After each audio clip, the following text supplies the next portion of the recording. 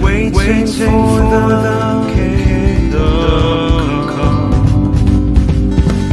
In His name I find, in His name I find, in His name I find the peace I seek. In His name I find, in His name I find, in His name I find the joy I seek.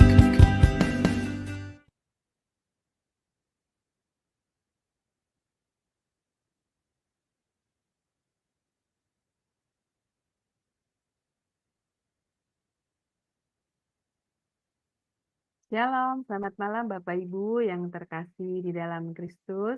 Selamat pagi bagi Bapak Ibu yang stay di Amerika dan selamat siang menjelang sore bagi Bapak Ibu yang stay di Jerman. Selamat bertemu kembali pada kelas pembelajaran firman Tuhan di Sema Adonai pada hari Kamis tanggal 14 November 2024. Yang malam ini kita akan belajar tentang tema awas penghambat berkat. Menarik sekali ya Bapak Ibu untuk kita pelajari dan ketahui. Dan yang akan menjadi narasumbernya seperti biasa Pak Evangelis Joseph Puntadi MTH. Baik Bapak Ibu sekalian, sebelum kita memulai kelas pembelajaran kita, seperti biasa kita akan membukanya dengan berdoa terlebih dahulu.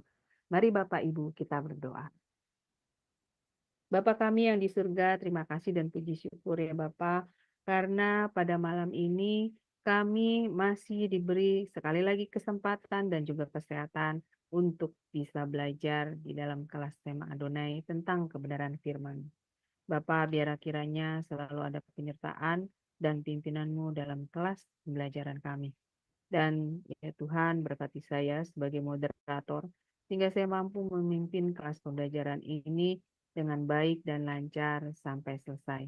Berkati juga para operator kami yang bekerja di belakang layar, sehingga mereka juga mampu melakukan tugas dan kewajibannya dengan sebaik-baiknya Tuhan. Dan berkati juga internet kami dan perangkat-perangkat yang kami pakai pada saat pembelajaran kelas ini. Sehingga tidak ada satu kendala pun yang akan dialami oleh internet dan perangkat-perangkat kami selama kelas pembelajaran ini berlangsung. Dan yang terutama berkatilah hamba-Mu Pak Joseph yang akan menyampaikan kebenaran firman-Mu pada malam ini Tuhan. Urapi setiap perkataan Pak Joseph dan berikanlah hikmat yang hanya daripada-Mu Tuhan, sehingga Pak Joseph dapat menyampaikan kebenaran firman-Mu dengan baik dan benar sesuai dengan kehendak-Mu. Dan juga berkati kami semua Tuhan yang berada di dalam kelas ini maupun yang mendengarkan di live YouTube ataupun nanti yang mendengarkan di live Bunda. Buka juga hati dan pikiran kami Tuhan, terangi dengan Roh Kudus-Mu. Berikan juga hikmat daripada-Mu Tuhan, sehingga kami juga dapat mampu menangkap pengajaran dari Pak Joseph malam ini tentang kebenaran firman-Mu dengan mendapatkan pemahaman yang baik dan benar juga sesuai dengan kehendak-Mu Tuhan. Dan materaikanlah firman ini di dalam hati dan pikiran kami Tuhan. Jadikanlah rema Tuhan di dalam diri kami sehingga kami selalu mampu mengingatnya. Kami dapat memberitakan dan mengajarkan kepada sama kami dan yang terutama kami mampu melakukannya di dalam kehidupan dan diri kami sendiri. Terima kasih Tuhan, kami serahkan kelas pembelajaran ini dari awal hingga akhir hanya di dalam pimpinan dan penyertaan-Mu. Dan kami patahkan segala kuasa kegelapan yang akan menghalangi kelas pembelajaran kami saat ini. Dalam nama Yesus. Doa ini kami panjatkan dalam satu nama, yaitu Tuhan Yesus Kristus, Juru Selamat kami yang hidup. Haleluya. Amin. Baik Bapak Ibu, sebelum kita memulai kelas pembelajaran kita, maka kita akan mendengarkan terlebih dahulu profil dari narasumber kami, Pak Joseph Puntadi. Shalom semua, selamat datang kembali di Zoom Shema Adonai dan di YouTube channel Cahaya Firman, dan pada kesempatan kali ini kita akan berkenalan dengan pengajar kita yakni Bapak Joseph Puntadi, dan berikut adalah profil singkat dari beliau. Beliau lahir di Jakarta pada 5 September tahun 1970. Beliau sekarang tinggal di Tangerang Selatan.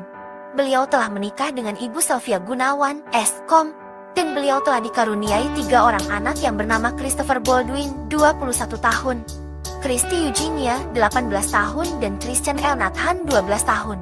Riwayat pendidikan. Beliau telah menyelesaikan S1 di Manajemen Marketing, Universitas Persada Indonesia, S2 di Teologia, Harvest International Theological Seminary, dan S3 di Teologia, Harvest International Theological Seminary. Riwayat pelayanan, sebagai pembicara atau narasumber di radio, sebagai seorang pengkhotbah serta penulis. Selain itu, beliau juga bekerja sebagai Direktur di PT Adonia Petro Energy, transportir bahan bakar minyak, dan trading batubara, sebagai Direktur di PT Isanolopo Distribusi, trading bahan bakar minyak.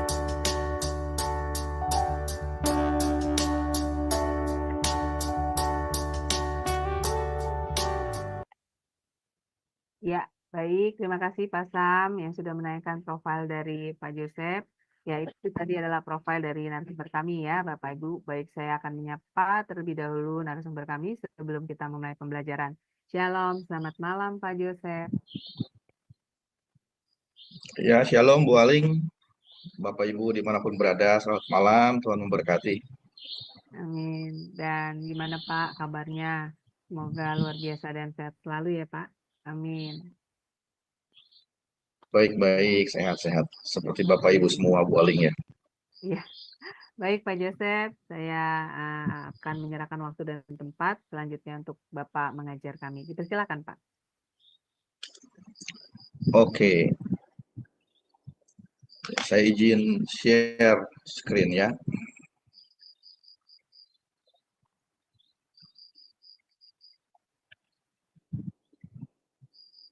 Baik, sudah terlihat ya Bu Aling?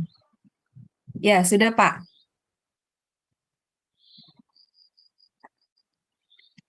Baik, selamat malam sekali lagi. Waktu Indonesia untuk Bapak Ibu, saudara-saudara, teman-teman dimanapun berada.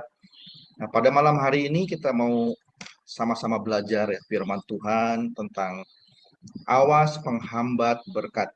Jadi harapannya dengan kita mengetahui ya kebenaran firman Tuhan, kita bisa waspada dalam kehidupan kita. Tuhan ingin memberkati kita luar biasa, tapi ada penghambat ya. Kita percaya apa yang kita pelajari malam hari ini jadi berkat buat kehidupan kita. Sebentar, ini nggak mau. Oke. Nah, jadi arti berkat dalam perjanjian baru, kata yang digunakan untuk berkat adalah kata eulogia. Jadi kata kerjanya adalah eulogio, artinya anugerah kebaikan Tuhan, yaitu kebaikan yang Tuhan berikan tanpa adanya upaya apapun dari manusia. Jadi berkat ini artinya gratis, ya, sesuatu yang gratis yang Tuhan berikan kepada kita, kepada manusia.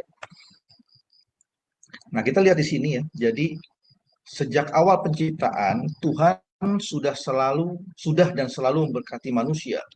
Hal ini dapat dilihat dari ini beberapa ayat yang saya bacakan cepat. Kejadian 1 ayat 26, di sini kita lihat Tuhan sejak awal penciptaan manusia menghendaki manusia bersuka cita, dipenuhi dengan berkat-berkat. Kejadian 1 ayat 26, dan Allah berfirman, baiklah kita menjadikan manusia menurut gambar dan rupa kita, supaya mereka berkuasa atas ikan-ikan di laut dan burung-burung di udara, dan atas ternak dan atas segala bumi, dan atas segala binatang yang merayap di bumi. Ya, kita lihat di sini, Tuhan menciptakan manusia serupa segambar dengan Allah, supaya berkuasa menjadi penguasa atas ikan, atas laut, atas ternak, dimanapun manusia berada, berkuasa. Nah, Yohanes 10 ayat 10, aku datang supaya mereka mempunyai hidup dan mempunyainya dengan segala kelimpahan. Nah, kita lihat di sini ya, jadi berkat itu biasanya dikaitkan dengan materi.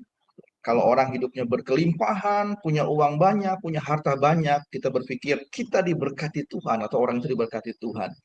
Tetapi sesungguhnya berkat itu mempunyai arti yang luas, ya, yang lebih luas. Tidak hanya berkat itu dalam bentuk uang, ya, tidak hanya dalam bentuk materi.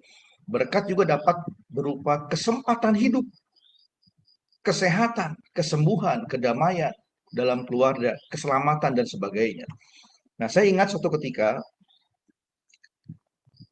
saya iseng tuh, mungkin Bapak Ibu yang pernah ya datang ke Tangkuban Perahu. Saya sama beberapa teman waktu itu dari Lembang, Pasar Lembang tuh ada satu jalan kecil di dekat rumah makan, lupa rumah makan apa itu samping ya. Jam 8 pagi saya pernah masuk dari situ, dari Lembang, dari Pasar Lembang mau menuju ke Tangkuban Perahu. Ya, kalau Bapak Ibu pernah yang di luar negeri pun pernah ke Indonesia atau pernah ada datang ke sana ya tahu tempatnya di mana kira-kira di Lembang ya. Mau ke Tangkuban Perahu. Jadi jalan itu kira-kira sekitar 4 jam jalan menyusuri samping-samping hutan, kebun-kebun begitu. Hiking ya. Jadi waktu jalan ke sana kami ada sekitar 11-12 orang, nggak taunya kesasar.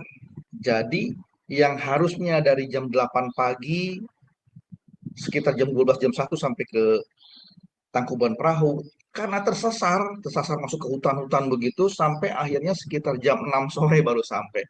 Nah, yang saya mau ceritakan di sini, di sana kami mengalami itu kejadian haus, air habis, nggak ada air, makan juga udah habis ya, nggak bisa makan, kelaparan, kehausan. Nah, di mana ini ya? Uang itu kami punya nggak ada artinya. Jadi kita lihat berkat itu tidak hanya uang, ada uang tapi nggak bisa apa-apa ya, nggak bisa jadi sesuatu yang kita beli begitu. Nah, saya ada satu cerita yang cukup menarik ya. Saya dapat cerita ini, ya, saya pikir ini jadi satu cerita inspiratif buat kita ya. Jadi suatu ketika ada satu orang penulis, kita melihat dari cerita ini nanti, berkat itu dapat dilihat ya. Dari satu keadaan, kita dapat melihat keadaan itu sebenarnya ada berkat Tuhan dari sudut pandang yang berbeda gitu. Nah, suatu ketika ada seorang penulis yang cukup terkenal, suatu ketika ya dia datang ke ruang kerja dia, ya, sore-sore begitu. Nah, waktu dia masuk ke ruang kerjanya, bapak ini, dia mulai ambil pena, dia penulis, dia senang tulis-tulis begitu. Waktu dia tulis, dia lihat ke samping kiri kanan nggak ada orang, dan dia mulai tulis di meja kerja dia. Dia tulis begini, tahun lalu sungguh tahun yang sangat tidak baik buat saya, dia bilang. Di tahun itu saya mengalami satu kejadian, saya operasi batu empedu di awal tahun, kemudian saya berbulan-bulan nggak bisa melakukan aktivitas karena saya harus istirahat karena batu empedu itu. Di tahun yang sama saya pensiun, ditulis sama dia. Setelah 35 tahun saya berkarya, masuk ke satu perusahaan yang saya suka, yang saya senangi di sana, akhirnya saya harus pensiun di usia saya yang ke-60 tahun. Nah, setelah pensiun saya mengalami lagi di tahun yang sama, ayah saya meninggal, dia bilang begitu. Dan di akhir tahun, melengkapi kesialan di tahun itu, dia bilang, saya mengalami satu kejadian, anak kami mengalami kejadian kecelakaan mobil yang sangat berat. Anak saya harus masuk rumah sakit, kemudian mobil kami harus diperbaiki dengan uang yang cukup besar. Nah, setelah itu, setelah dia taruh kertas itu di samping dia, dan dia mulai taruh tangan sama kepalanya begitu di meja begitu. Nah, saya tidak tahu dia, di belakangnya ada istrinya ternyata.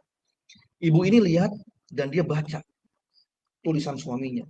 Kemudian ibu ini pelan-pelan keluar. Beberapa menit kemudian dia datang lagi ya, dan dia mulai pegang suaminya, pundaknya, suaminya lihat, oh ada istrinya ternyata. Istrinya taruh satu kertas tulisan tangan istrinya di samping suaminya dan dibilang, "Papa baca ini." Suaminya lihat dan dia mulai baca. Istrinya tulis begini, "Tahun lalu, tahun yang penuh berkat buat keluarga kami," dia bilang.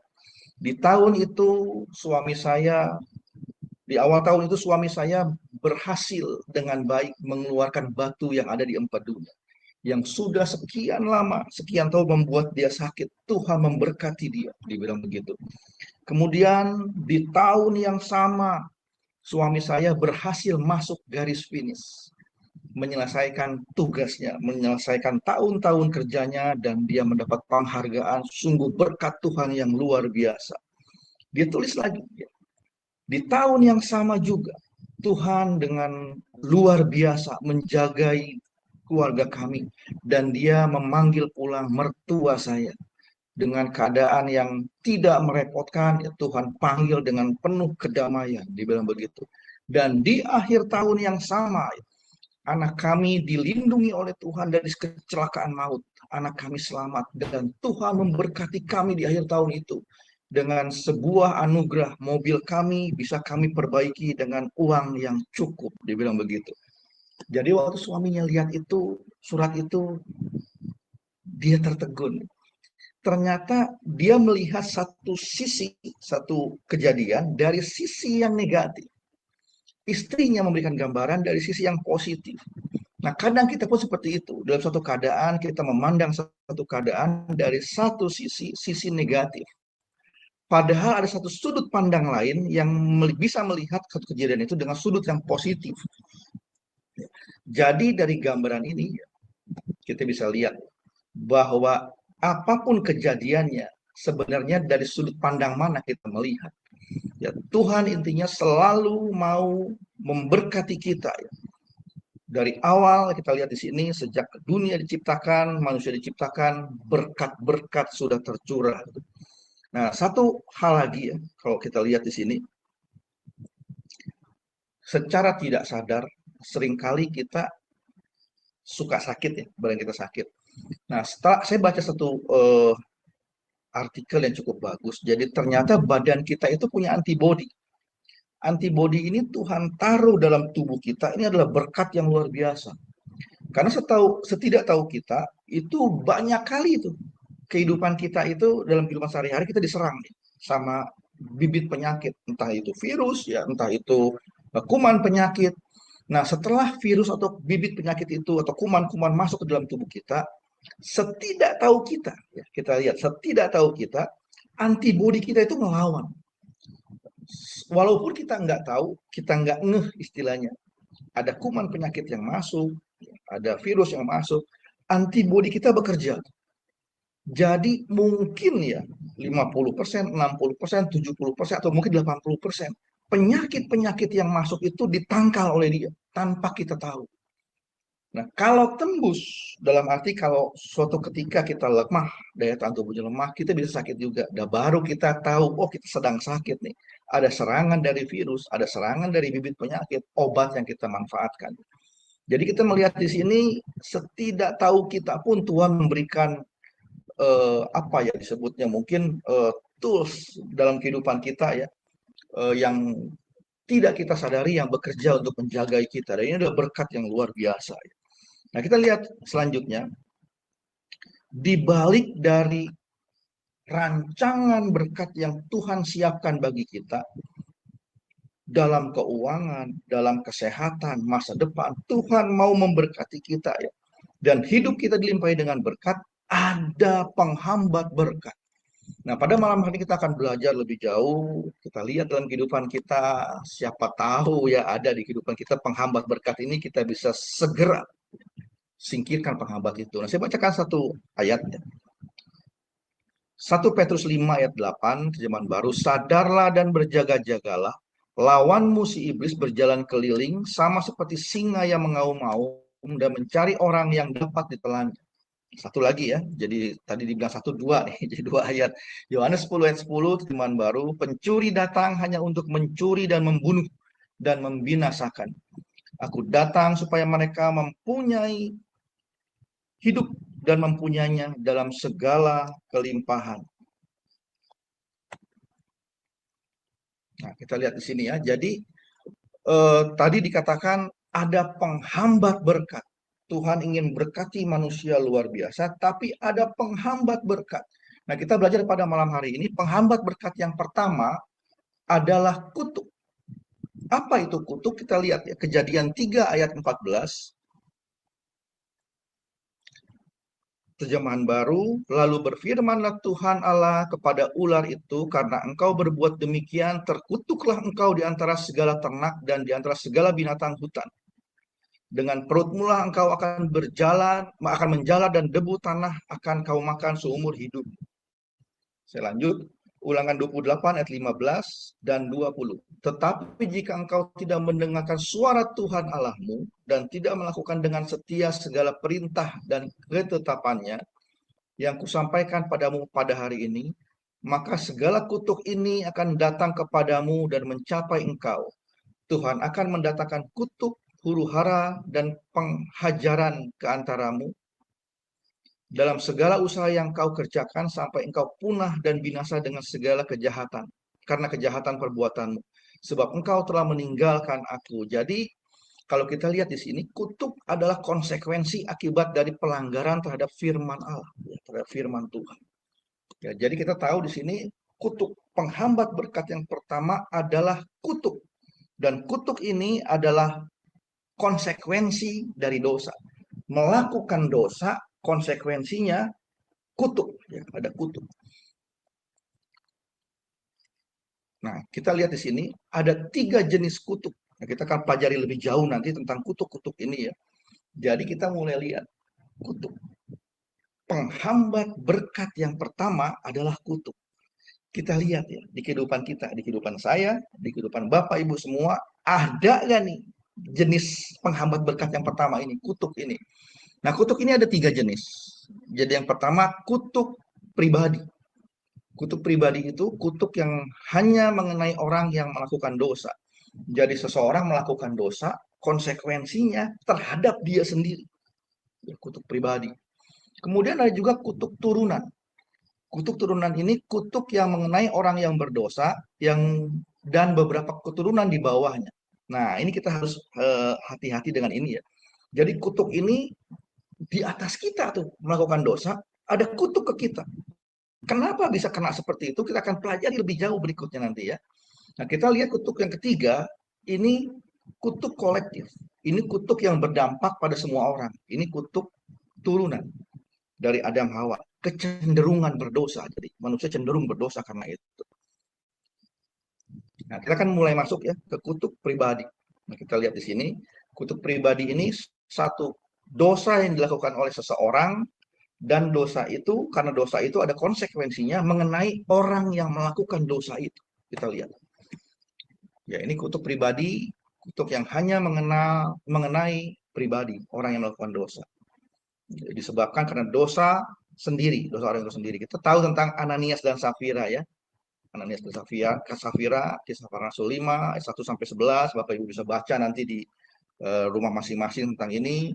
Singkatnya aja kita tahu mereka ini mempersembahkan di depan orang tuh ngomong, oh saya mau persembahkan uang nih, saya mau jual tanah, saya semuanya kasih ke hamba-hamba Tuhan supaya mereka dihargai ya, dianggap wah nih dermawan begitu. Tetapi setelah dijual ternyata dia ambil sebagian dan dikutuk, dia mati di situ. Nah, ini kita kasih highlight sedikit ya tentang Daud dan Batsheba.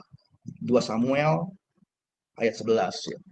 Nah, ini kita lihat ya pertama kali. Jadi Daud waktu itu zaman pada perang, dia jalan-jalan di sotoh istana dan dia lihat Batsheba pertama di situ. 2 Samuel 11 ayat 2. Sekali peristiwa pada waktu petang ketika Daud bangun dari tempat pembaringannya, jadi dia bangun tidur, lalu berjalan-jalan di atas sotoh istana, tampak kepadanya dari atas sotoh itu seorang perempuan sedang mandi.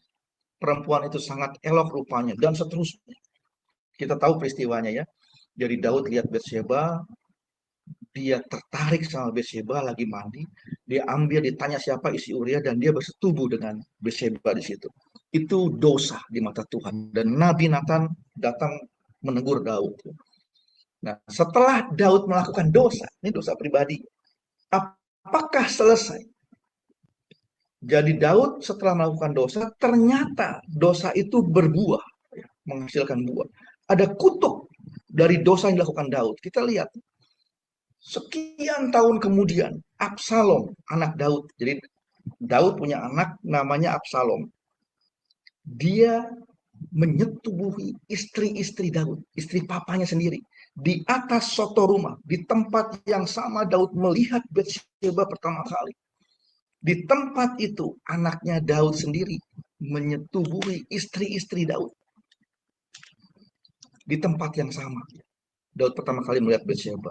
Jadi di 2 Samuel 16 ayat 22 kita lihat ayatnya ini ya. Saya akan bacakan di sini. Maka dibentangkanlah kemah bagi Absalom di atas sotoh. Tempat sama. tempat Daud melihat Batsheba pertama kali. Lalu Absalom menghampiri gundik-gundik ayahnya di depan seluruh Israel. Kita lihat ya. Jadi kutuk ini apa yang dilakukan oleh Daud ketika dia melihat Batsheba disotoh istana di tempat yang sama, anaknya Daud menyetubuhi istri-istri Daud. Disaksikan oleh orang-orang Israel. Ini kutuk, ya, kutuk atas Daud, kutuk yang mengenai pribadi. Gitu.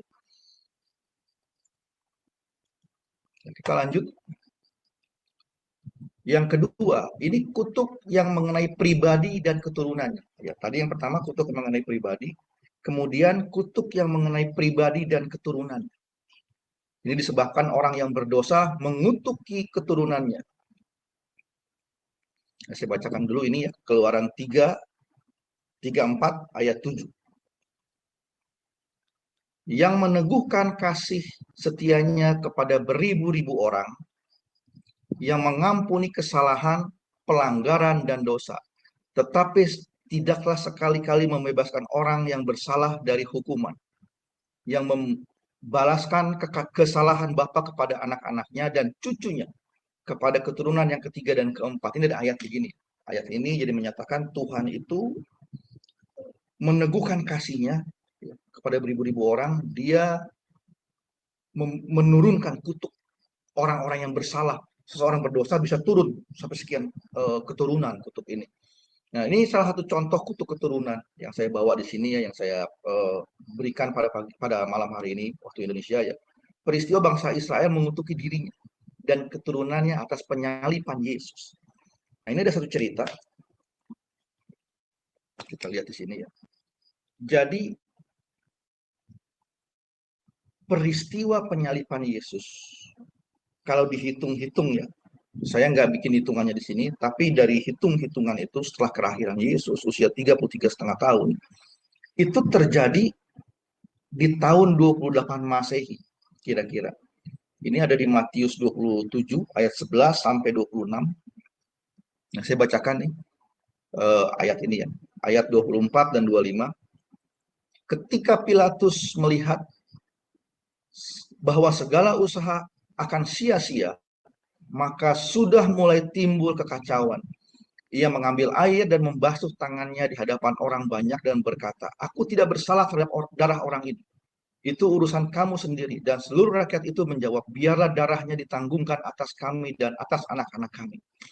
Jadi ketika Tuhan Yesus mau disalib, Pilatus melihat bahwa Yesus tidak ada salah sama sekali.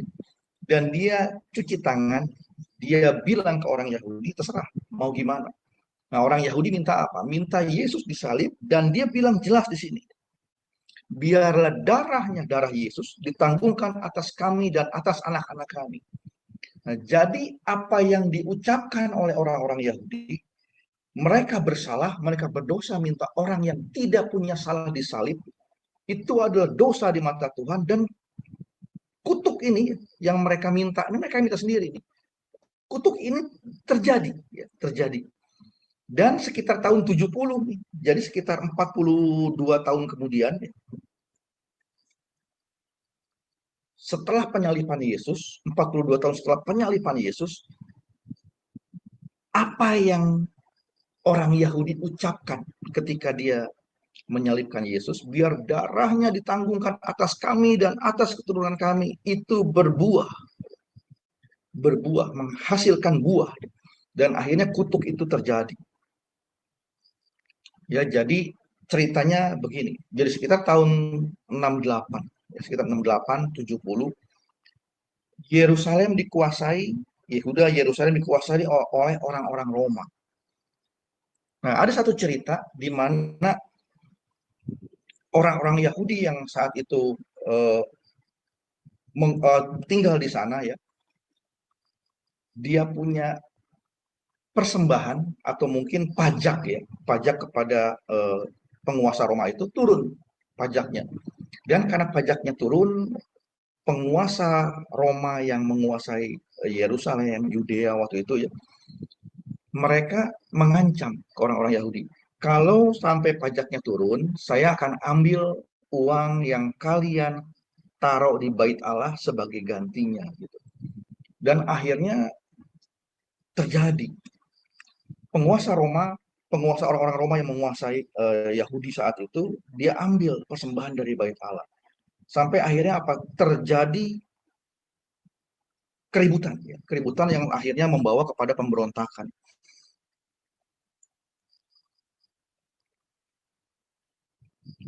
Ketika pemberontakan terjadi, beberapa kali terjadi, ya ini ceritanya cukup panjang ya.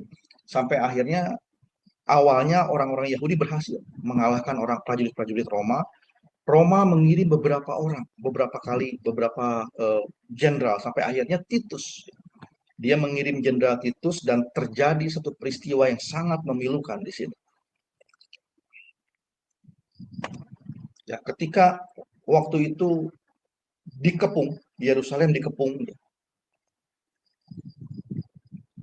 oleh orang-orang Roma, oleh tentara dari jenderal Titus, terjadi satu peristiwa, itu 6 bulan terjadi pengepungan, sampai akhirnya orang-orang Israel yang ada di sana itu kelaparan, mereka kelaparan. Kemudian mereka banyak yang sakit, banyak yang mati begitu. Nah, ada satu peristiwa yang kita lihat di sini. Seorang, ini saya bacakan ya. Jadi ada satu peristiwa dicatat oleh Josephus. Josephus ini ahli sejarah. Dia menyaksikan sendiri peristiwa pengepungan itu, kutuk itu terjadi. Dia tulis jadi sejarah, bisa dilihat di sini. Ada satu kisah Maria. Maria ini anak dari Eliezer. Jadi saya punya satu buku ya, saya lihat di sini. Ini tentang 100 peristiwa penting dalam sejarah kekristenan. Di sini jelas ditulis. Ketika pengepungan itu ada seseorang yang namanya Maria, putri dari Eliezer, dia adalah imam kepala. Dia ada di sana, ada di Yerusalem. Ketika pengepungan itu sudah begitu lama, orang-orang Israel banyak yang sakit, banyak yang mati di sana, bangkai-bangkai bergeletakan di mana-mana.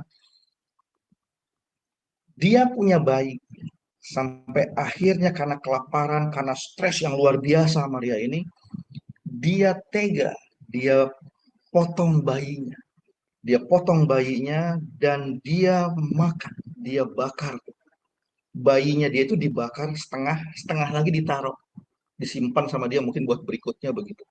Dan dia makan bayinya sendiri karena kelaparan, karena stres dan karena kelaparan. Ini putri dari imam besar.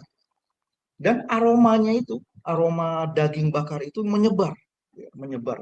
Akhirnya tentara-tentara Israel ini cium ini ada bagi kelaparan, ada cium daging bakar begitu. Waktu diikutin sama dia, oh sampai ke rumah Maria ini. Sampai akhirnya orang-orang di sana nih, orang-orang pejuang-pejuang Israel ya, yang cium bau daging itu ditanya, ini bau daging apa? Kamu makan sendiri, mungkin kira-kira begitu ya. Yang lain kelaparan. Dia nggak mau ngomong, sampai akhirnya mau dibunuh, diancam dibunuh. Dan akhirnya Maria bilang, oh ini daging anak saya yang saya bakar dan saya makan.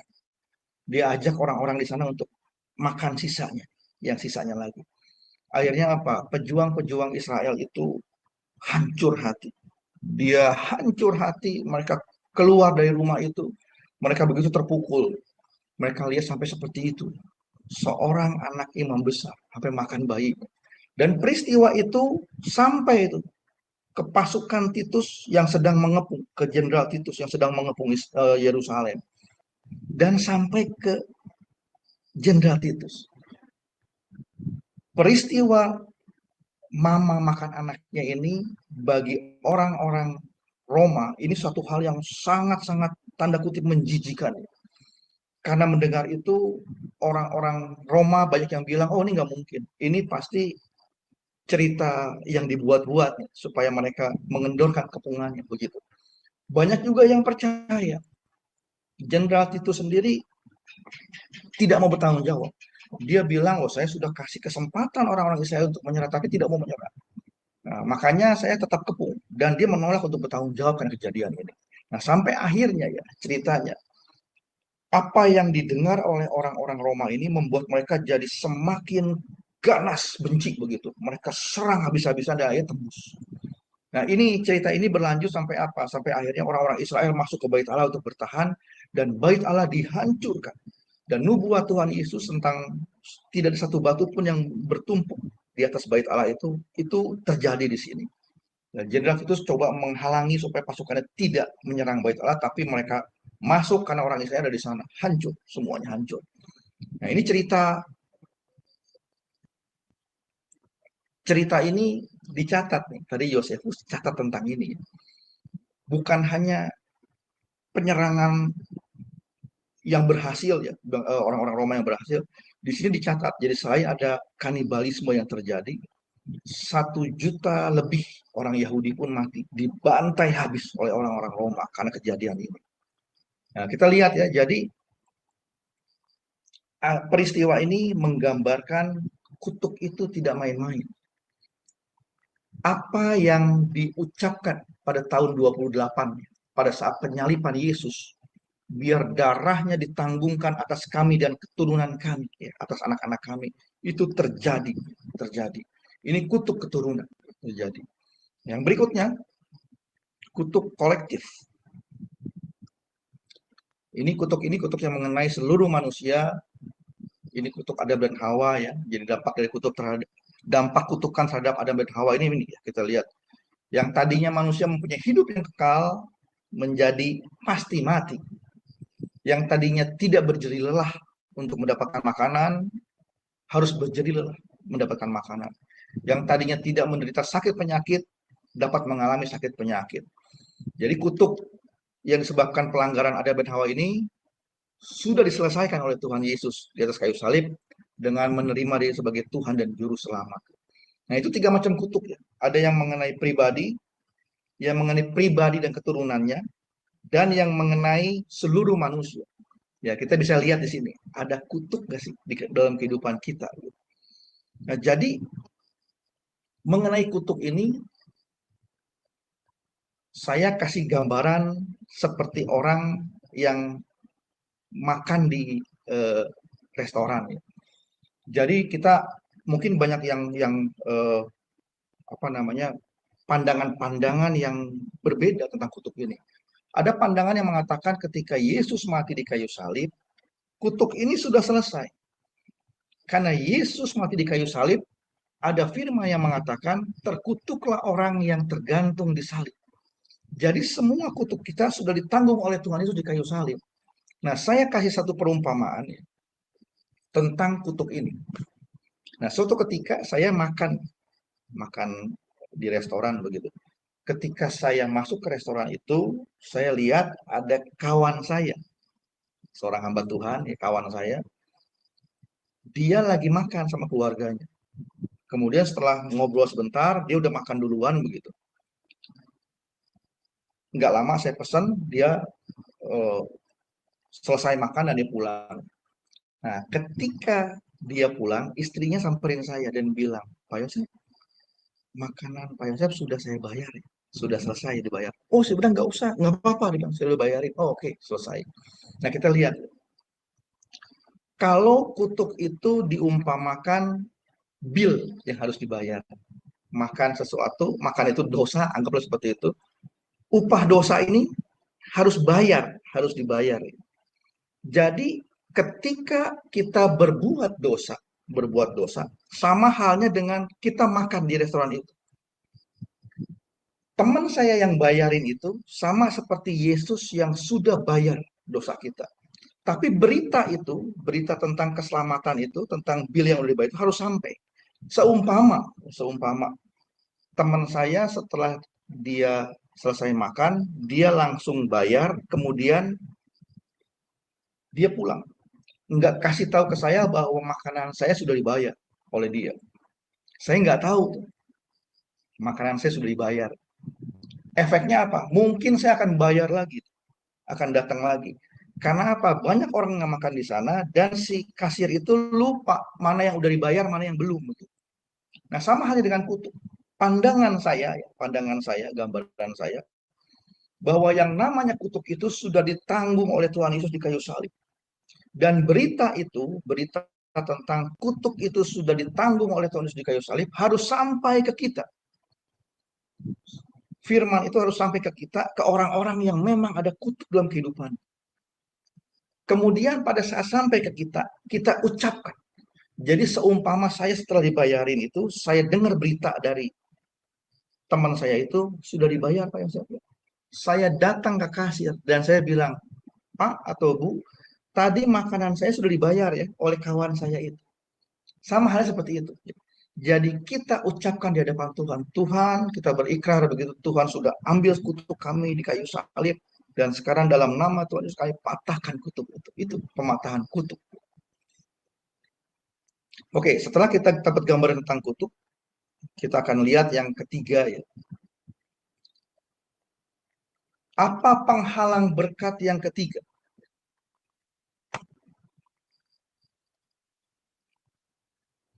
Ini, sikap ragu. Sorry, yang kedua. Jadi yang pertama itu kutuk. Yang menghalangi berkat kutuk. Yang kedua, sikap ragu. Apa sikap ragu itu? Kita akan bacakan, saya akan bacakannya dalam keadaan tidak tetap hati. Artinya ini ya. Dalam mengambil keputusan, menentukan pilihan, dan sebagainya. Bimbang, ya. Kemudian arah mana yang akan diambil, sanksi, kurang percaya, ya, itu artinya ragu. Kemudian saya akan bacakan satu ayat ini tentang kutuk ya, Wahyu 3 ayat 16. Jadi karena engkau suam-suam kuku dan tidak dingin atau panas, aku akan memuntahkan engkau dari mulutku. Nah, seorang Kristen yang meneguhkan Tuhan sama dengan orang Kristen yang kehidupan rohaninya suam, tidak panas dan tidak dingin. Tuhan akan memuntahkan, artinya keraguannya akan menjadi penghalang berkat bagi dirinya dia, bagi diri dia sendiri. Nah, ini saya catat di sini ya. Contoh kejadian meragukan Tuhan yang dicatat Alkitab. Nah, Bapak Ibu pernah dengar satu kejadian di mana suatu ketika ya, murid-murid Yesus ketika sedang membersihkan jala, Tuhan datang ya mendekati dia. Tuhan minta lempar jala. Kita akan lihat ya dari dua versi ya, tentang kejadian ini. Nah, kejadian ini menggambarkan bahwa orang yang ragu mengalami kejadian-kejadian buruk, mengalami masalah. Kita akan lihat ya, Lukas 5 ayat 4 sampai 6. Versi terjemahan baru yang pertama. Setelah selesai berbicara, ia berkata kepada Simon, "Bertolaklah ke tempat yang dalam dan tebarkanlah jalamu untuk menangkap ikan." Dan setelah mereka melakukannya, mereka menangkap sejumlah besar ikan sehingga jala mereka mulai koyak. Nah, ketika baca ayat ini, saya sempat mikir nih, kok mereka disuruh lempar jala sama Tuhan, kemudian menangkap ikan begitu banyak sampai jalannya hampir koyak. Ada apa ya? Kok jala sampai hampir koyak? Nah, kemudian kalau saya lihat dari versi lain nih, kita lihat. Jadi ketika saya baca ayat ini pertama, saya berpikir, oh ini ada satu kejadian yang luar biasa di mana Simon menuruti perintah Tuhan. Dia disuruh lempar jala, dia lempar jalanya, dia orang yang menuruti firman Tuhan. Tapi setelah kita baca, setelah saya baca dari bahasa aslinya, kemudian dari referensi-referensi, nah kejadian ini terlihat bahwa sebenarnya Simon ini ragu, Petrus ini ragu. Ada satu versi mudah dibaca yang kita bisa lihat. Ini yang menggambarkan kejadian sebenarnya. Bahasa aslinya, kira-kira begini kata-katanya. Setelah selesai berbicara, Yesus berkata kepada Simon, "Pergilah ke tempat yang lebih dalam airnya, tebarkanlah jala-jalamu." Jadi ketika pertama Tuhan Yesus katakan, "Bertolaklah ke tempat yang dalam dan tebarkanlah jalamu." Jalamu di sini, ini bentuknya jamak, kata ini. Jadi artinya Tuhan Yesus minta bukan hanya jala yang ditebar, tapi jala-jala. Artinya apa? Artinya banyak jala di sana. Dan Tuhan minta semua disebar begitu. Ya, saya lanjutkan. Di sana untuk menangkap ikan.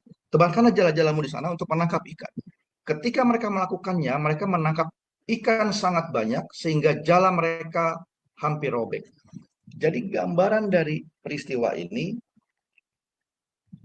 Simon ketika itu diminta sama Tuhan Yesus untuk menyebarkan jala-jalanya. Karena Tuhan Yesus melihat di perahu Simon banyak jala. Ada beberapa jala begitu. Tuhan minta sebar semuanya. Tapi Simon mungkin berpikir, sepanjang malam saya sudah berusaha menangkap ikan, tapi nggak dapat apa-apa. Tapi karena Tuhan minta, ya udahlah, saya lakukan aja. Tapi ya udahlah, Tuhan minta semuanya, saya sekedarnya aja deh, karena Tuhan yang ngomong begitu. Nah, kejadiannya itu, ya, bukan semua jala disebar, tapi satu jala. Sehingga akhirnya apa? Jalanya sampai koyak.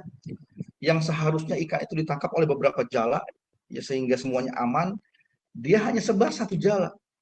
Sehingga efeknya apa? Hampir robek. Jala itu mulai koyak. Nah, kita lihat ya. Penghalang berkat yang kedua adalah meragukan Tuhan. Meragukan Tuhan. Peristiwa meragukan Tuhan ini dicatat juga nih di Matius 14 ayat 25 sampai 31. Nah, kita lihat ya, peristiwanya beda tapi mirip. Ini ada keraguan dari anak-anak Tuhan, dari murid-murid Tuhan. Peristiwa Petrus berjalan di atas air, Matius 14 ayat 25 sampai 31. Kira-kira jam 3 malam, datanglah Yesus kepada mereka berjalan di atas air. Ketika murid-muridnya melihat dia berjalan di atas air, mereka terkejut dan berseru, "Itu hantu!" Lalu berteriak-teriak karena takut. Tetapi segera Yesus berkata kepada mereka, "Tenanglah, aku ini, jangan takut." Lalu Petrus berseru dan menjawab dia, "Tuhan, apabila Engkau suruh aku datang, apabila Engkau itu, suruhlah aku datang kepadamu berjalan di atas air." Kata Yesus, "Datanglah." Maka Petrus turun dari perahu dan berjalan di atas air mendapatkan Yesus. Nah, kita lihat ya berikutnya ini. Tetapi ketika dirasakannya tiupan angin, takutlah ia. Dia ragu. Ia dan mulai tenggelam lalu berteriak, "Tuhan, tolonglah aku." Segera Yesus mengulurkan tangannya, memegang dia dan berkata, "Hei orang yang kurang percaya, mengapa engkau bimbang?" Kita lihat ya. Jadi yang kedua adalah meragukan Tuhan. Itu bisa menghalangi berkat. Nah, saya mau kasih gambaran satu ayat, saya akan bacakan lagi nanti ya. Kita renungkan sama-sama. Kenapa orang yang setiap hari mengikut Tuhan kok masih ragu Tuhan, masih meragukan dia? Jawabannya di ayat ini, Markus 4 ayat 37 sampai 41. Walaupun mereka setiap hari bersama dengan Tuhan, ternyata mereka nggak kenal Tuhan. Mereka tidak kenal siapa Tuhannya. Markus 4 ayat 37 sampai 41, ya. Lalu mengamuklah taufan yang sangat dahsyat dan ombak menyembur masuk ke dalam perahu. Sehingga perahu itu mulai penuh dengan air. Pada waktu itu Yesus sedang tidur di buritan di sebuah tilam. Maka murid-muridnya membangunkan dia dan berkata kepadanya, "Guru, Engkau tidak peduli kalau kita binasa." Ia pun bangun menghardik angin itu dan berkata kepada danau itu, "Diam, tenanglah." Lalu angin itu reda dan danau itu menjadi teduh sekali. Lalu berkata kepada mereka, nah kita lihat ya, ini Yesus kasih tahu, ini sebabnya, ini masalahnya. Mengapa kamu begitu takut? Mengapa kamu tidak percaya? Mereka menjadi sangat takut dan berkata seorang kepada yang lain. Kita lihat ya, siapa gerangan orang ini sehingga angin dan danau pun taat kepadanya. Jadi ini ungkapan hati dari murid-murid Yesus. Dia tidak mengenal siapa gurunya, siapa gerangan orang ini. Ini sama seperti satu kejadian ya, saya kasih gambaran mungkin. Ada seseorang yang badannya mungkin sekitar 70 kilo gitu, pria. Dan dia ini digadang-gadang juara dunia angkat berat gitu. Dia bisa angkat beban sampai 250 kilo gitu. Nah, orang-orang di sekitarnya ini begitu kagum sama orang ini. Oh, dia bisa angkat beban sampai 250 kilo. Wah, luar biasa nih. Berat badannya 70 kilo. Dia cerita tuh. Teman-temannya di sekeliling cerita, "Oh, orang ini bisa ngangkat beban 250 kilo. Orang ini bisa ngangkat beban 250 kilo." Kemana-mana cerita. Sehingga orang-orang jadi percaya tuh. Wah, luar biasa, orang ini bisa ngangkat beban sampai 250 kilo. Dengan berat badan hanya 70 kilo.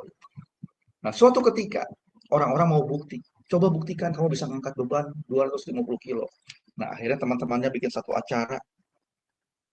Ketika si orang ini ya, yang beratnya 70 kilo ini benar-benar angkat beban, orang-orang atau teman-teman ini kaget. Oh, ternyata betul ya.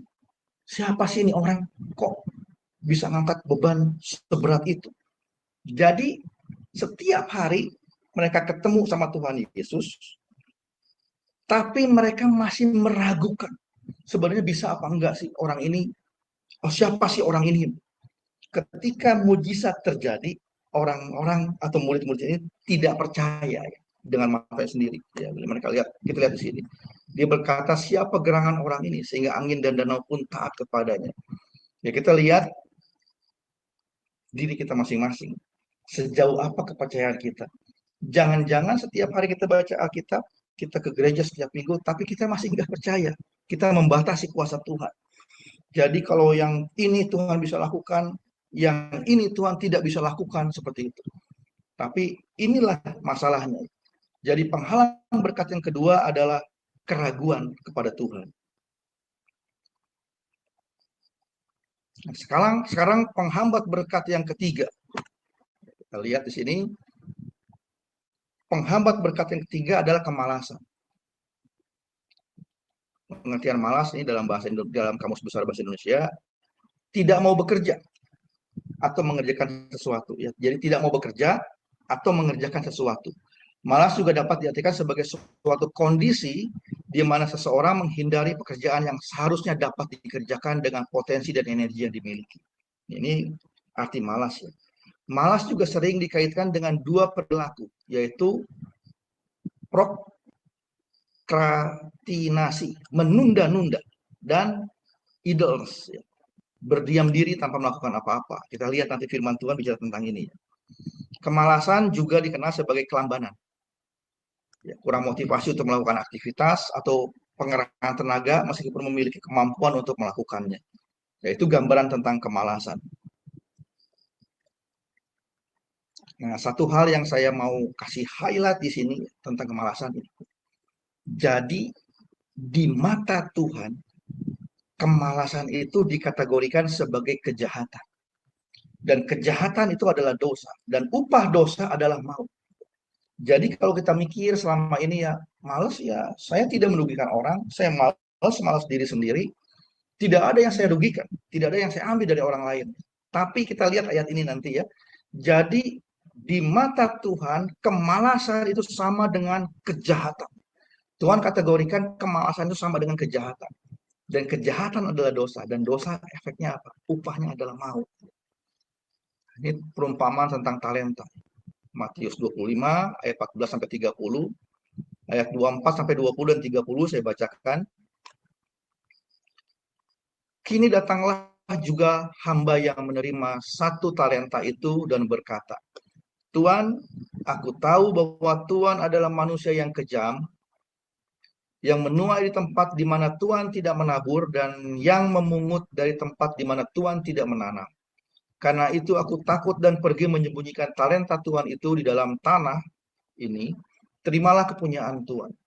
Maka jawab tuannya itu, hai kamu hamba yang jahat dan malas. Kita lihat ya, orang ini nggak mau mengerjakan talenta yang diberikannya, dia cuma taruh aja. Tuhan katakan apa? Orang ini nggak nipu orang. Orang ini tidak berbuat jahat pada orang, tapi dia malas. Tuannya bilang begini, hai kamu hamba yang malas, hamba yang jahat dan malas.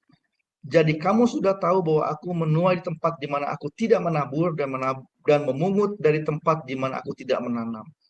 Dan campakkanlah hamba yang tidak berguna ini ke dalam kegelapan yang paling gelap. Di sanalah akan terdapat ratap dan kertak gigi. Ya.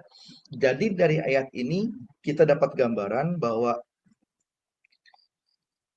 kemalasan di mata Tuhan sama dengan kejahatan. Tuhan kategorikan kemalasan sama dengan kejahatan.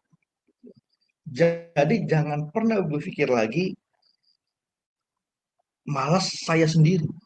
Saya tidak merugikan orang lain, saya tidak mengambil barang orang lain, saya tidak berbuat jahat pada orang lain.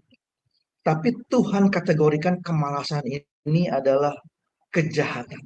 Dan kejahatan adalah dosa di mata Tuhan. Dan dosa upahnya adalah maut. Nah, ini jelas di sini ya. Campakkanlah hamba yang tidak berguna itu ke dalam kegelapan yang paling gelap. Di sanalah akan terdapat ratap dan kertak gigi. Ya ingat, kemalasan di mata Tuhan sama dengan kejahatan. Di ayat terakhir ini ya, ada ayat terakhir yang kita akan bacakan, ada jenis-jenis kemalasan. Yang dimaksud dengan kemalasan itu apa aja? Mirip ya. Kalau kita lihat di sini, pengertian kemalasan dari KBBI, kita lihat Alkitab mengatakan jelas ini jenis-jenis kemalasan. Yang pertama, jenis kemalasan adalah tidak melakukan pekerjaan yang menjadi kewajibannya dengan berbagai alasan ya. Tidak melakukan pekerjaan yang menjadi kewajibannya dengan berbagai alasan. Siapapun punya pekerjaan, punya tugas, tidak lakukan dengan berbagai alasan, itu kemalasan. Amsal 26 ayat 13 sampai 14, berkatalah si pemalas, ada singa di jalan, ada singa di lorong, seperti pintu berputar pada engselnya, demikianlah si pemalas di tempat tidurnya. Ya, jadi alasan malas semuanya guling-gulingan di tempat tidur, dibilang ayo kerja ke sana, oh enggak lah, ada singa di sana, ada singa di lorong, begitu. Berbagai alasan. Itu kemalasan yang pertama, tidak melakukan pekerjaan yang menjadi kewajiban dengan berbagai alasan. Yang kedua, kita menulis tipe kemalasan adalah menunda-nunda pekerjaan. Oh sebentar lagi deh, sebentar lagi deh, akhirnya apa? Lewat 1 hari. Terus begitu. Amsal 6 ayat 9 sampai 11. Hai pemalas, berapa lama lagi engkau berbaring? Bilakah engkau akan bangun dari tidurmu? Tidur sebentar lagi, mengantuk sebentar lagi, melipat tangan sebentar lagi untuk tinggal berbaring. Maka datanglah kemiskinan kepadamu seperti seorang penyerbu dan kekurangan seperti orang yang bersenjata. Ya, jadi kemalasan yang kedua ini menunda-nunda pekerjaan. Itu kemalasan.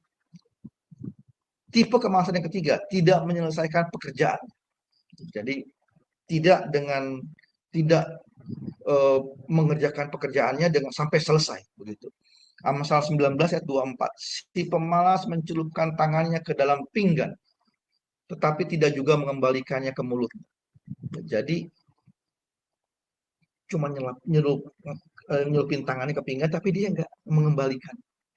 Itu kemalasan yang kedua, nggak membereskan pekerjaan, tidak membereskan pekerjaannya. Tipe kemalasan berikutnya, tidak punya visi atau rencana. Nggak punya rencana hari ini mau ngapain, dia nggak tahu mau ngapain. Amsal 1 ayat 32, sebab orang yang tidak berpengalaman akan dibunuh oleh keengganannya. Ya, jadi tidak punya visi. Saya lihat banyak orang-orang yang nggak punya visi. Ketika bangun pagi hari nggak tahu mau ngapain, bengang-bengong, tidak produktif. Itu jenis kemalasan juga. Nah, terakhir saya kasih satu highlight di sini. Kemalasan adalah pemborosan waktu, pemborosan bakat, dan pemborosan kesempatan yang menghasilkan hal-hal yang tidak berguna. Nah, saya tutup di sini ya, kesimpulan. Jadi ada 3 penghambat berkat yang kita belajar pada malam hari waktu Indonesia pada hari ini. Yang pertama, kutuk. Kita lihat diri kita, ada nggak kutuk yang menghalangi berkat Tuhan. Yang kedua, meragukan Tuhan. Kita Kristen tapi kita meragukan Tuhan. Betul nggak ada mujizat ya? Betul nggak Tuhan menyertai? Itu menghalangi berkat. Yang ketiga adalah kemalasan yang menghalangi berkat. Ya, itu yang dapat kita pelajari pada malam hari ini. Saya kembalikan ke Bu Aling. Terima kasih, Tuhan memberkati. Ya, baik. Terima kasih Pak Joseph untuk pemaparan materinya malam ini.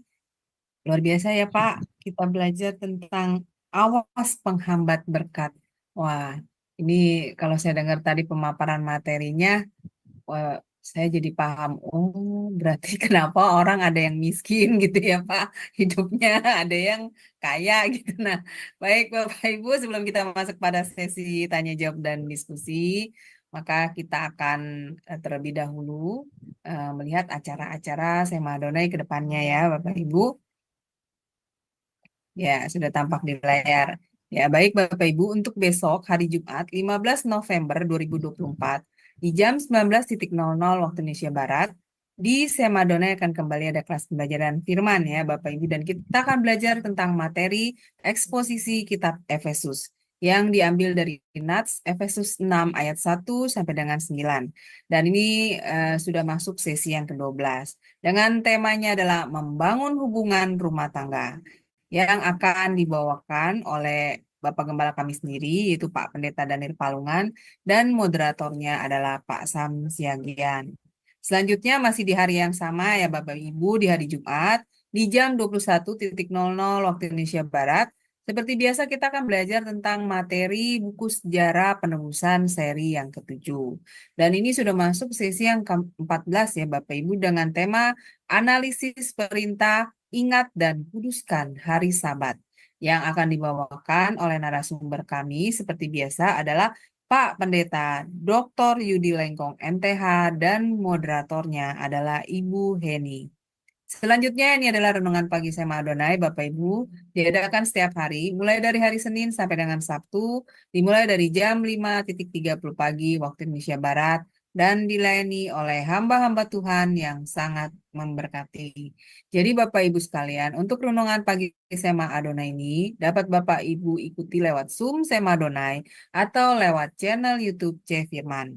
Dan bagi Bapak Ibu yang belum mensubscribe channel YouTube kami, C Firman, tolong subscribe channel YouTube kami ya Bapak Ibu, supaya Bapak Ibu bisa mengikuti keseluruhan acara-acara Sema Adonai, terutama program-program yang tidak di-live-kan di channel-channel lain ya. Seperti contohnya program Renungan Pagi Sema Adonai, kemudian Renungan Pagi dari Bapak Gembala kami sendiri, yaitu Pak Pendeta Daniel Palungan, yang diadakan setiap hari Jumat 1 kali dalam seminggu, dan juga ibadah online Sema Adonai. Dan tolong bantu juga ya Bapak Ibu, tolong bantu share channel C Firman ini kepada yang lain. Supaya semakin banyak juga orang-orang yang bisa mengikuti keseluruhan acara-acara Sema Adonai lewat channel C Firman. Dan begitu Bapak Ibu telah membantu channel kami, channel C Firman untuk menjadi lebih berkembang dan menjadi berkat lagi bagi banyak orang. Terima kasih Bapak Ibu atas perhatiannya. Sekarang kita masuk pada sesi tanya jawab dan diskusi ya Bapak Ibu. Dan bagi Bapak Ibu yang ingin bertanya, harap raise hand terlebih dahulu sehingga operator kami bisa membuka mic dari Bapak Ibu sekalian. Ya baik Pak Joseph, kita belajar tentang penghambat berkat itu apa aja. Nah ini saya yang tertarik ini Pak di yang pertama itu Pak tentang kutub. Nah, kan kutub itu kan di situ ada disebutkan bahwa ada kutub pribadi ya Pak. Berarti kan kutub yang pribadi itu adalah dari diri seseorang itu yang dia melakukan dosa. Misalnya dosa perjudian, terus kemabukan, perzinahan. Nah, itu dia pasti atau dosa-dosa yang lain ya Pak, yang dia pasti akan kena ya Pak kutuk tersebut karena dia melakukan perbuatan dosa tersebut. Nah, yang kedua ini yang saya tertarik Pak, kutuk yang mengenai pribadi dan keturunannya. Nah, ini yang saya mau tanyakan Pak Joseph, bagaimana kalau apa namanya kutuk yang seperti ini Pak? Bagaimana kita melepaskan dari kutuk ini? Karena kan kutuk ini kan bukan kita yang melakukan generasi selanjutnya gitu, tapi di atas kita. Nah, ini bagaimana Pak? Misalnya contohnya misalnya contohnya orang diet apa nenek moyang kita ini penyembah berhala dulunya. Nah, itu kan pasti ada kutuk ya Pak di dalam keturunannya ya Pak. Nah, ini bagaimana Pak kalau hal-hal seperti ini kita hadapi? Iya. Silakan Pak Jose.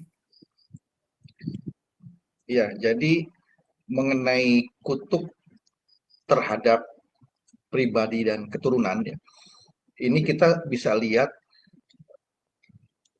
termanifestasi dalam kehidupan kita nih biasanya ya.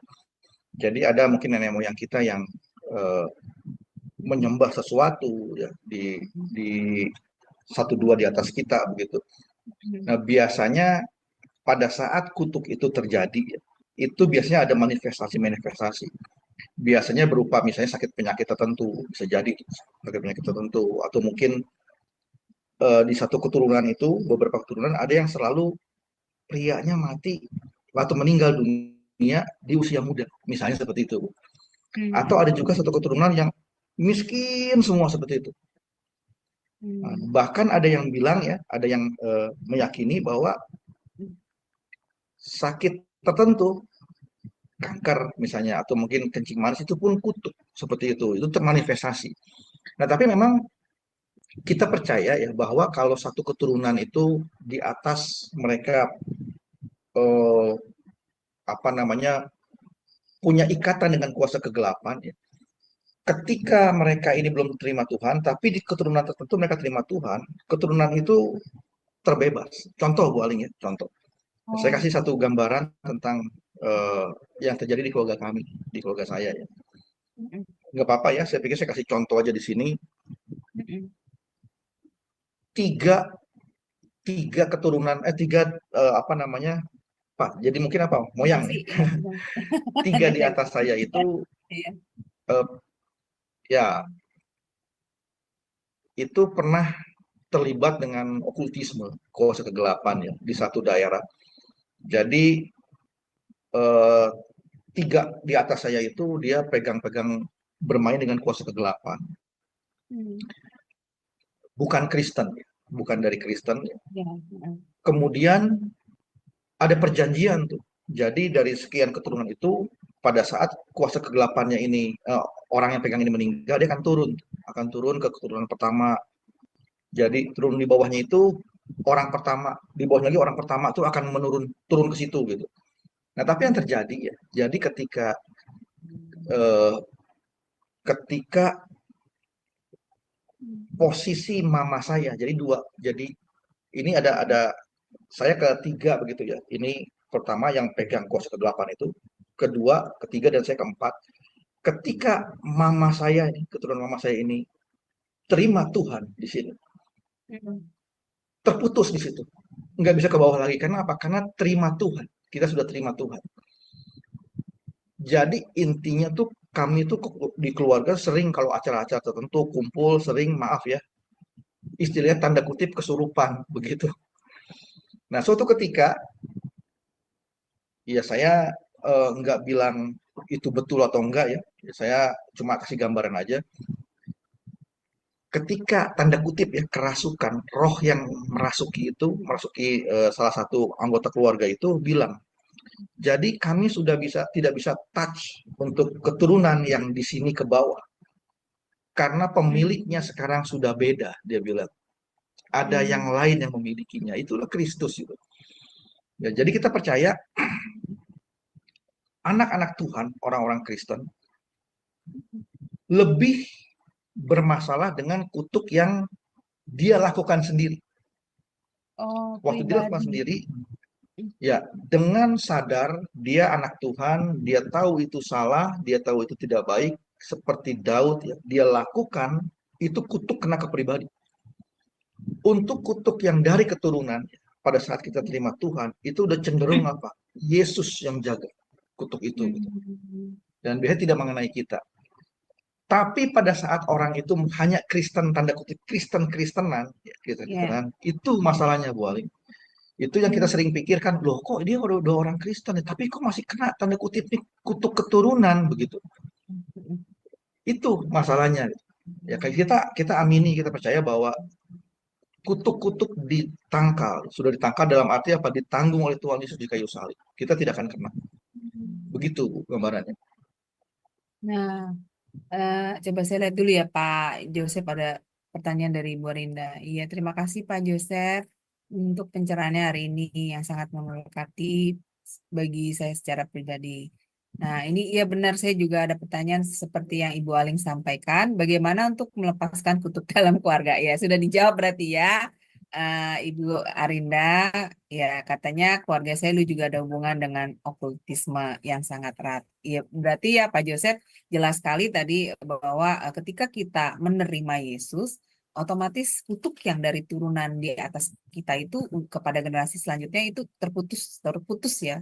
Pak Joseph Terputus. ketika Ya, menerima Yesus. Nah, biasanya kutuk itu berlanjut karena dosa pribadi kita sendiri ya, benar ya Pak iya, Joseph? lebih Seperti itu ya. konsentrasi ke situ. Ya, Nah, nah, Pak Joseph, berarti contohnya seperti keluarga muda misalnya, keluarga baru nih Pak ya. Nah, misalnya masing-masing membawa warisan kutuk turunan gitu. Lalu tapi mereka akhirnya menjadi Kristen, terima Yesus sebagai juru selamat, otomatis kutuk itu lepasnya.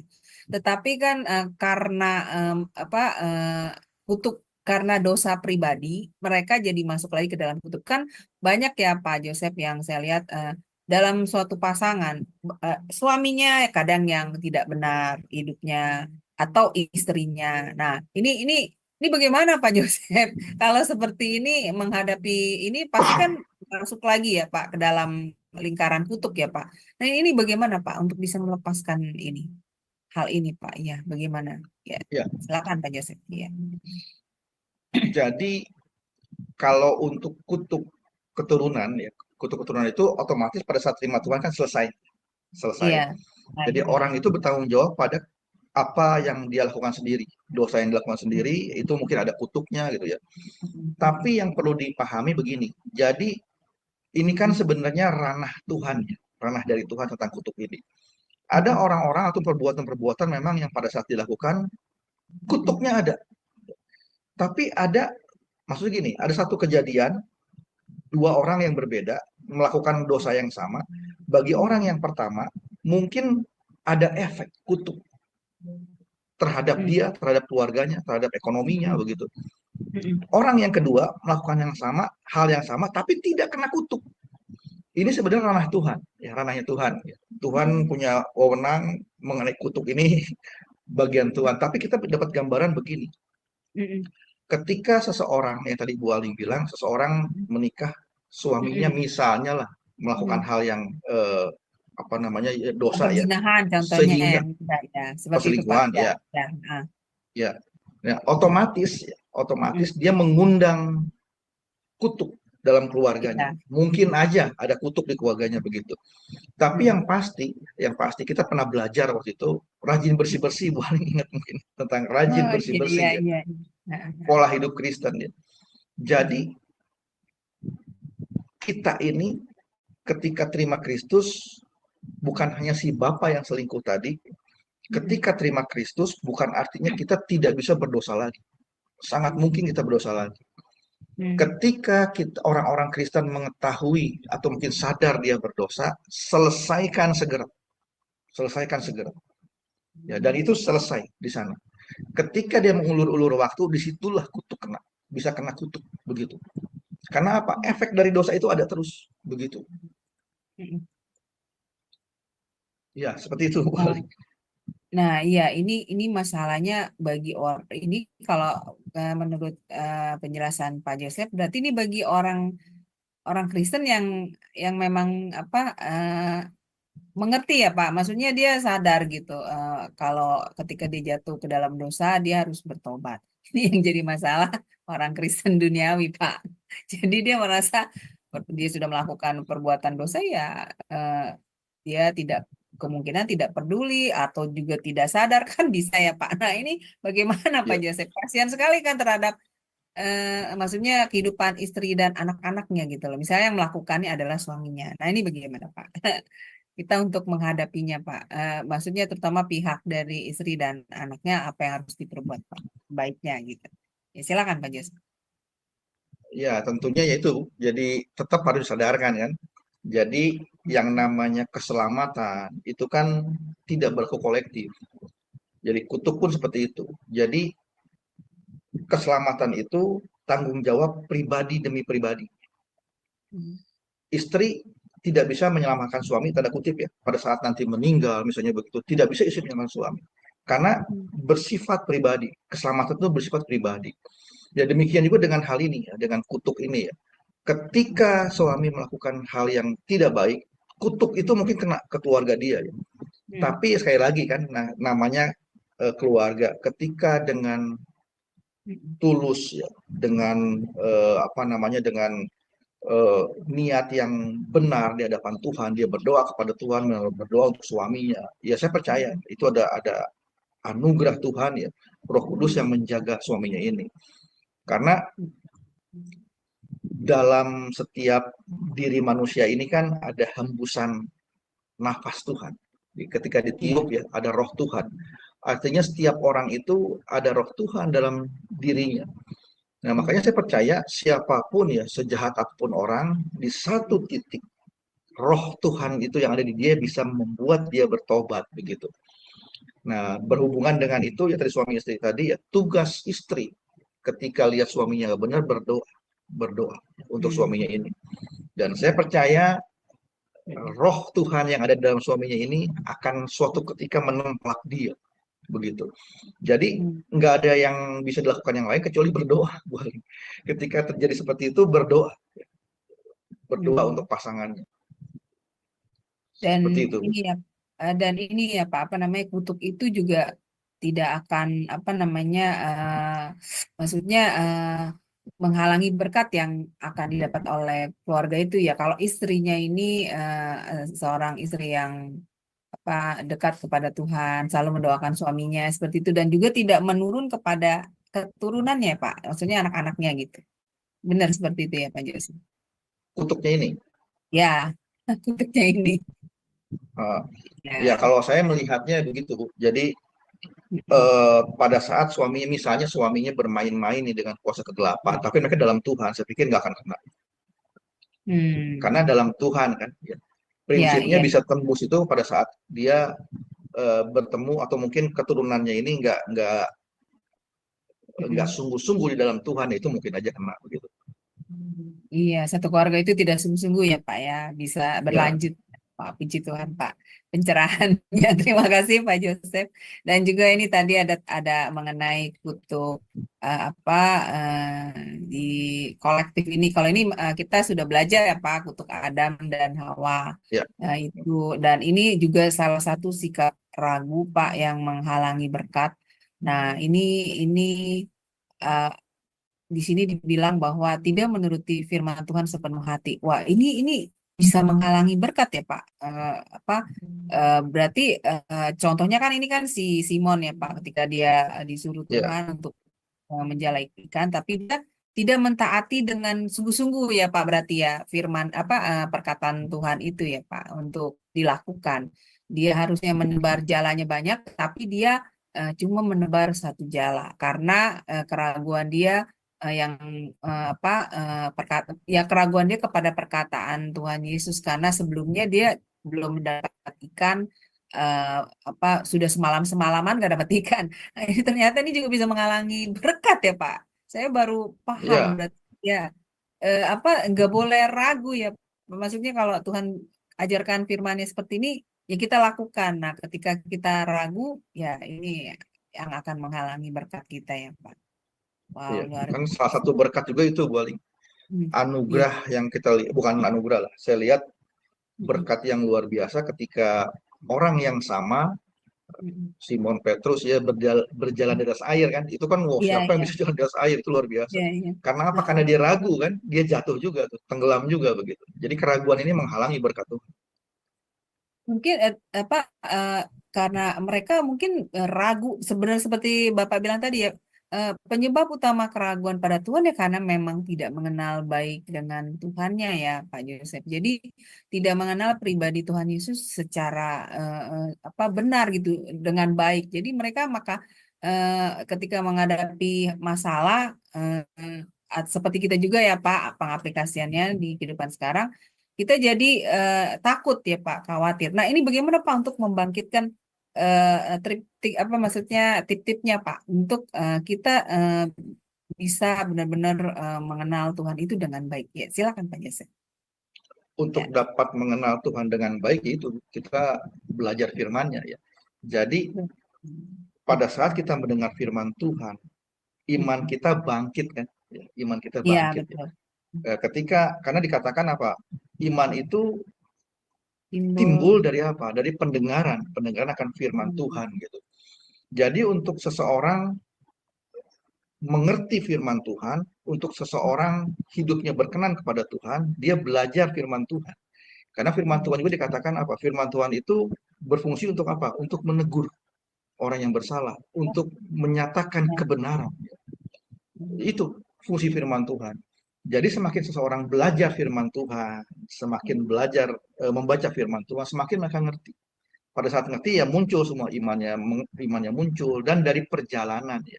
Ketika dia mengalami cobaan-cobaan, terus dia alami bersama Tuhan, dia bisa lewati sesuai dengan firman Tuhan, itu muncul kan. Jam terbangnya lumayan tinggi, dan itu semakin mereka percaya, pede ya pada firman Tuhan. Semakin mengenal Tuhan. Berarti Pak, kalau saya baca dari kisah para murid Yesus, mereka juga tidak mengenal Tuhan ya Pak. Kan waktu penyaliban Tuhan Yesus, kemudian Tuhan Yesus kan meninggal. Nah mereka juga ragu ya Pak, seperti Petrus yang menyangkal Tuhan Yesus. Berarti Ya, selama mereka mengikut Tuhan Yesus itu, mereka tidak sungguh-sungguh ya Pak, berarti ya Pak. Sungguh-sungguh, ya. Jadi iya. saya melihat gini, Bu Ali, Mm, eh, peran Roh Kudus juga ya. Jadi kita ini mm, bersyukur bahwa kita sekarang ada di zaman Roh Kudus, zaman anugerah. Ketika Roh Kudus dicurahkan ya di atas loteng itu di Kisah Para Rasul, itu Roh Kudus dicurahkan dan sekarang kan ada di setiap kita Roh Kudus. Sebelum itu Roh Kudus kan nggak ada di manusia. Cuma orang-orang tertentu ada Roh Kudus. Di Perjanjian Lama ada tuh orang-orang tertentu yang memang ada Roh Kudus dalam kehidupannya. Tapi sejak kejadian di loteng itu, pencurahan Roh Kudus, sekarang setiap manusia punya Roh Kudus dalam kehidupannya. Kita bisa lihat nih peran Roh Kudus ya. Jadi murid-murid Yesus sebelum pencurahan Roh Kudus, ketika mereka mengertikan Yesus dengan pikiran mereka sendiri, itu yang muncul kan. Mereka mm, ragu, mereka nggak kenal Yesus walaupun setiap hari bersama dengan Yesus gitu. mm. Tapi ketika zaman Roh Kudus, pencurahan Roh Kudus, kita lihat orang-orang yang sama nih, murid-murid Yesus, orang-orang yang sama, itu jadi orang-orang yang super iman. Jadi Hmm, orang-orang yang mengenal dan mengerti Yesus siapa dia. Karena apa? Karena Roh Kudus membantu, memberi pengertian. Kan Roh Kudus itu membantu memberikan pengertian orang-orang tentang Yesus, membukakan pengertian akan kebenaran firman Tuhan begitu. Jadi kita bersyukur nih saat ini iya ada betul Roh Pak. Kudus ya, Iya, membimbing kita, membantu kita. iya betul. Waktu sebelum pencurahan Roh Kudus, mereka memakai hikmat mereka sendiri berarti ya Pak dalam pengenalannya Ya, kepada Yesus ya. Dan ya setelah pencurahan Roh Kudus, mereka bisa menjadi rasul-rasul yang luar biasa dan mereka mau mati martir malah ya Pak ya dalam pelayanan ya. mereka ya. Ya, luar biasa Pak Joseph untuk pemaparan materi malam ini ya Pak.